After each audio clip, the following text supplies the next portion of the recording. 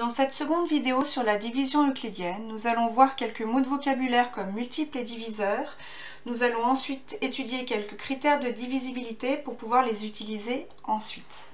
Alors, au niveau du vocabulaire, donc ça, on l'a déjà vu. Maintenant, on appelle multiple d'un nombre entier un produit de ce nombre par un entier.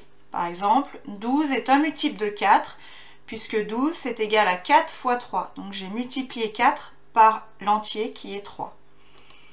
Autre mot de vocabulaire, soit A et B deux nombres entiers, on dit que A est divisible par B. Cette fois-ci, si le reste de la division euclidienne de A par B est nul. Autrement dit, on dit que 12 est divisible par 4, puisque quand je divise 12 par 4, il y va 3 fois, il reste 0.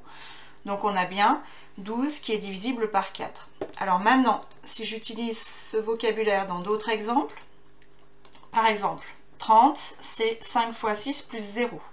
Quand je divise 30 par 5, il y va 6 fois, il reste 0. Du coup, je peux dire que 30 est un multiple de 5 et de 6.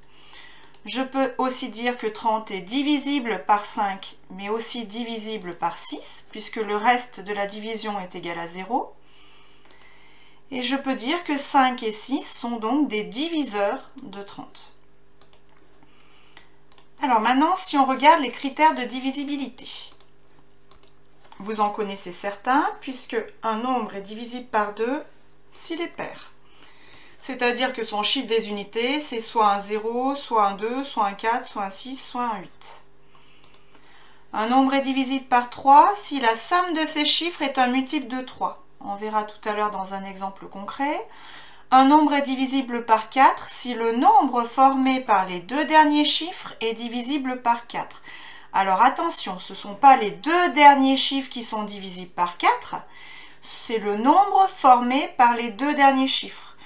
Donc par exemple, 112, le nombre formé par les deux derniers chiffres, c'est 12. Et 12 est divisible par 4, donc 112 le sera aussi. Par contre, 12, j'ai les chiffres 1 et 2.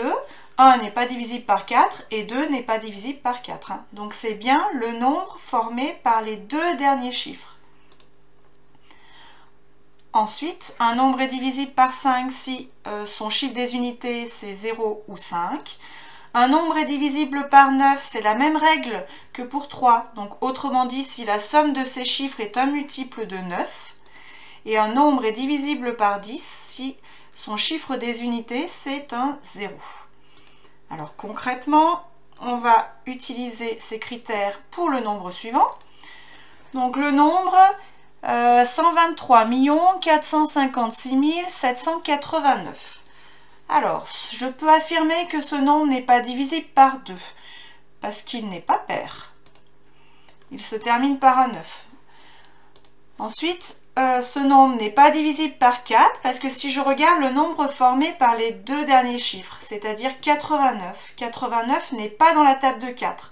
Dans la table de 4, on a 80, 84, 88 et 92. On n'a pas 89. Donc 123 456 789 n'est pas divisible par 4. Il n'est pas divisible par 5 parce qu'il ne se termine pas par un 0 ni par un 5. Et il n'est pas divisible par 10 parce qu'il ne se termine pas par un 0. Remarque, si un nombre est divisible par 5, ça veut dire et qu'il se termine par un 0, alors forcément il sera divisible par 10. Et si un nombre est divisible par 10, et bien comme il se termine par un 0, il sera automatiquement divisible par 5. De même, si un nombre est divisible par 4, il le sera automatiquement par 2. Enfin, ce nombre-là, 123 456 789, il est divisible par 3, parce que si je fais la somme de tous les chiffres, 1, plus 2, plus 3, plus 4, plus 5, plus 6, plus 7, plus 8, plus 9, ça fait 45.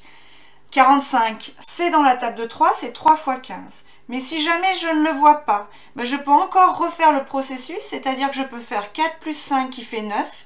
Et 9, ça maintenant je sais que c'est dans la table de 9. C'est un multiple de 3, pardon. Et donc ce nombre-là est divisible par 3. De même, il est divisible par 9, puisque si je fais la somme, ça fait 45. 45, c'est dans la table de 9. Si je recommence, 4 plus 5, ça fait 9 et c'est bien un multiple de 9. Voilà, c'est terminé pour cette deuxième partie de la leçon.